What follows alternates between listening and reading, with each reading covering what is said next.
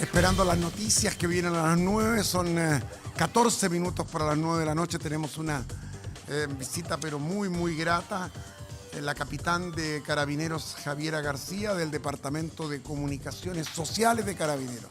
Gracias por acompañarnos aquí. Gracias por la invitación, por el espacio de estar acá, hablar un poquito de qué es lo que está ocurriendo en Chile actualmente cuando hablamos de delitos.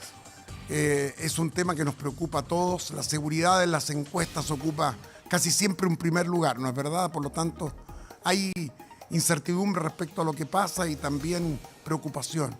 Por ejemplo, la última moda, los motochorros. Aparecen, por ejemplo, en Providencia está la banda de los Enjambres, ¿no? Exacto. Provocando terror y robos. A ver, cuénteme, capitán. En este minuto, los motochorros podríamos decir que es nuestro gran dolor de cabeza. Porque por un lado tenemos sujetos que hemos logrado detener cometiendo estos delitos arriba de una motocicleta, robos por sorpresa, esa es la tipificación. Pero cuando empezamos a analizar cómo actúan, ya no vemos un sujeto, sino que hablamos de una banda, de una organización. Lo que estamos viendo, donde esto es la comuna de Providencia, son personas que van en motocicleta, buscan generalmente a sus víctimas cuando están enfrentando un cruce o en alguna avenida donde puedan ingresar con la moto. Por sorpresa, roban el teléfono, pero lo sigue un vehículo, un automóvil donde se entregan el teléfono y ahí ya lo empiezan a manipular para posteriormente ingresar a las mismas aplicaciones que tiene el teléfono. Esta banda del Enjambre, que tiene 70 integrantes identificados por Carabineros, tengo entendido. Son los mismos que roban los scooters, las bicicletas, en imágenes que también han causado impacto. No podríamos descartar. Lo que hemos logrado establecer que esta banda, el Enjambre, que ya van 70 personas identificadas y tendría una cúpula, estamos hablando de los cabecillas, actuaban captando a personas, casi todas extranjeras, que las tenían casi como contratadas con una jornada laboral.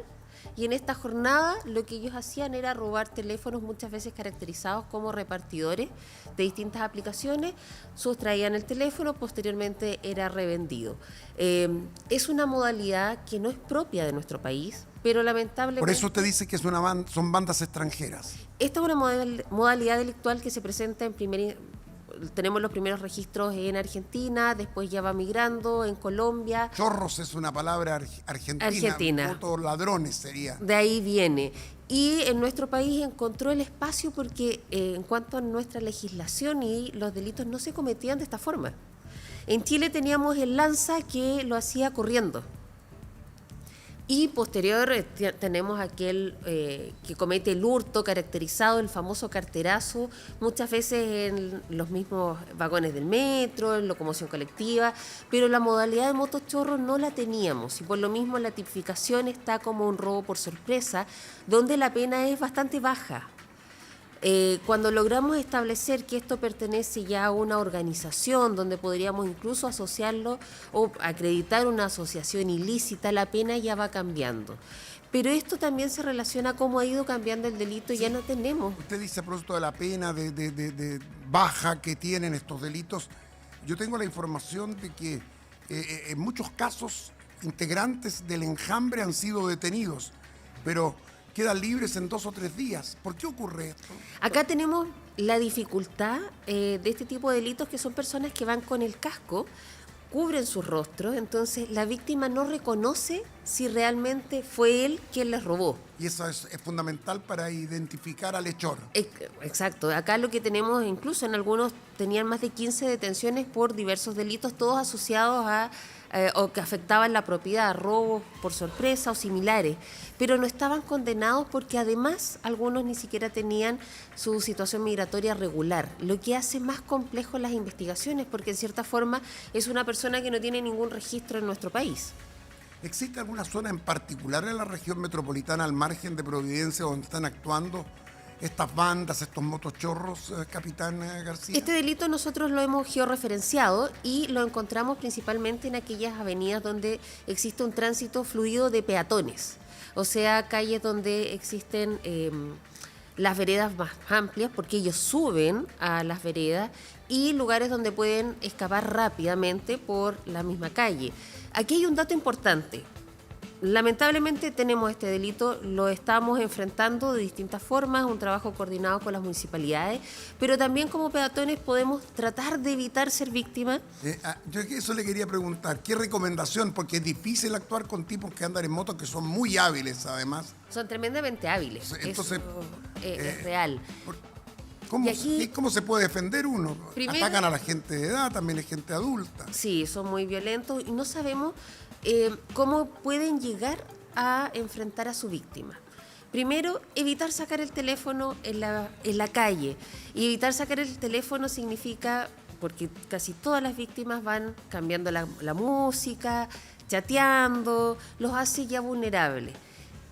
Bastante cuidado con estas motocicletas cuando transitan en lugares que no corresponden, como por ejemplo la vereda.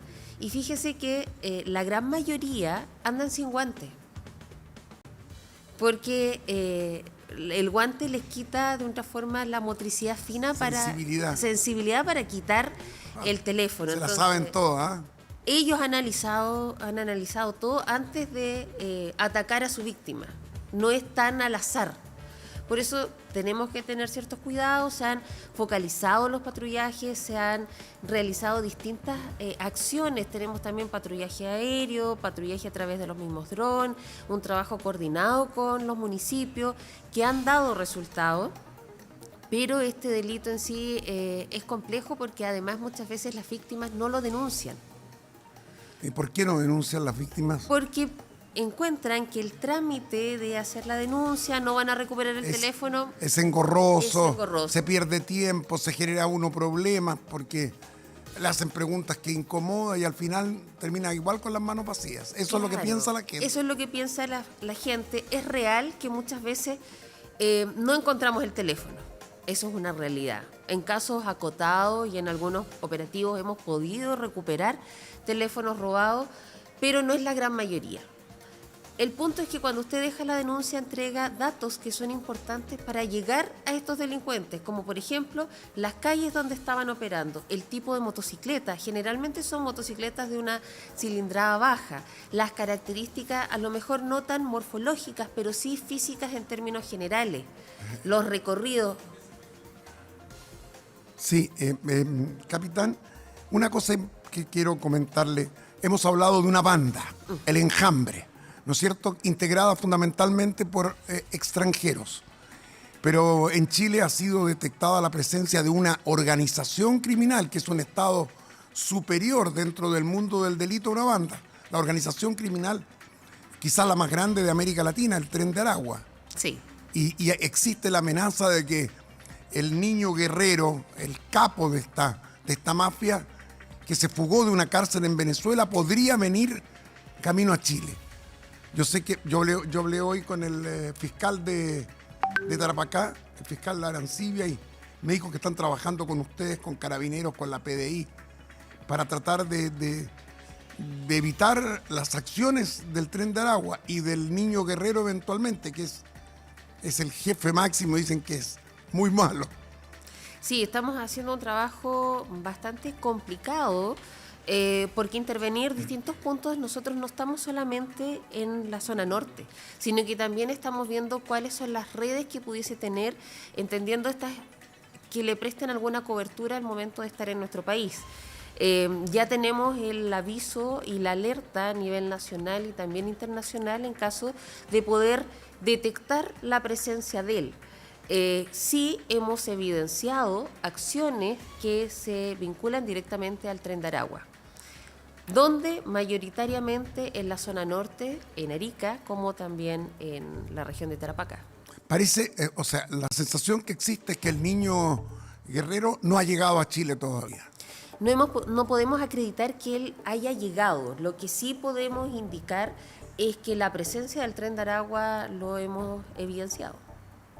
Es muy difícil combatir con organizaciones que corrompen con mucha facilidad, que transforman en permeable cualquier tejido que protege a nuestra sociedad. Eso lo hacen en todo el mundo. Sí, es muy complicado, principalmente porque no estábamos como país acostumbrados, ni tampoco teníamos las herramientas tanto legales como investigativas para enfrentarnos a organizaciones de tal envergadura como es el Tren de Aragua. Que no solamente estamos hablando de lo complejo que es su organización o su articulación, sino que también lo violentos que son al momento de cometer los delitos. Hemos encontrado en algunos lugares cuerpos que han sido enterrados vivos, descuartizamiento y cosas que no estaban dentro de el habitual de una investigación. No estaban dentro de la forma habitual de actuar, además de los delincuentes en nuestro país. Tienen otras fórmulas. Tienen otras fórmulas. El secuestro, por ejemplo, es una institución que se puede transformar en algo peligroso, como un fenómeno cada vez más frecuente y más de mayor peso en nuestra sociedad, ¿no? Claro, hasta el momento nosotros lo vemos remetidos a espacios un tanto más delictuales, es decir, el secuestro todavía en nuestro país se presenta entre bandas criminales, quitadas de droga, personas vinculadas al narcotráfico y por el no pago de algún tipo de transacción. Internas. Entre ellos se genera o se presentan secuestros que todavía también son denunciados e investigados por las policías. Que eso también es importante y ahí es donde nosotros podemos ver que la institucionalidad funciona. Las personas, a pesar de tener antecedentes, a pesar de incluso integrar bandas criminales o organizaciones, también denuncian cuando son víctimas de un delito y es porque hay resultados. Nos queda un minuto, capitán, y quiero aprovecharla con el tema de las encerronas y portonazos. ¿Se mantienen los porcentajes de acción de los delincuentes? ¿Sigue siendo un problema que va increciendo? ¿Se controla un poco más? ¿Qué ocurre? Se ha controlado y si hablamos comparativamente del año pasado a este año, a la misma fecha, la tendencia es a la baja, que es una muy buena noticia, pero tenemos que seguir trabajando como lo hemos hecho y hemos trabajado específicamente georreferenciando cuáles han sido los lugares más afectados por las encerronas.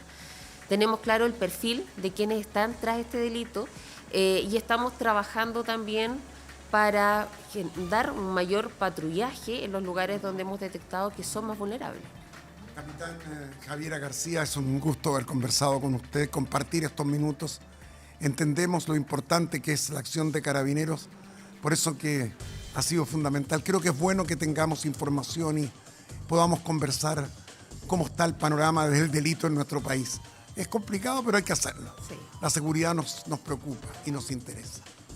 Muchas gracias por la invitación y agradezco el espacio porque a pesar que son temas un poco densos, es importante saber en qué parámetros estamos. ¿Qué estamos pisando, no es cierto? Sí. Sí. Y los cuidados que debemos tener. Gracias. Gracias a usted. Buenas noches. El lunes un próximo encuentro desde la casa de Pedro, como Pedro por su casa, el programa de todas las tardes aquí en TVN. Buen fin de semana, vienen las noticias, viene 24 horas. Chao, gracias. Hasta luego, capitán.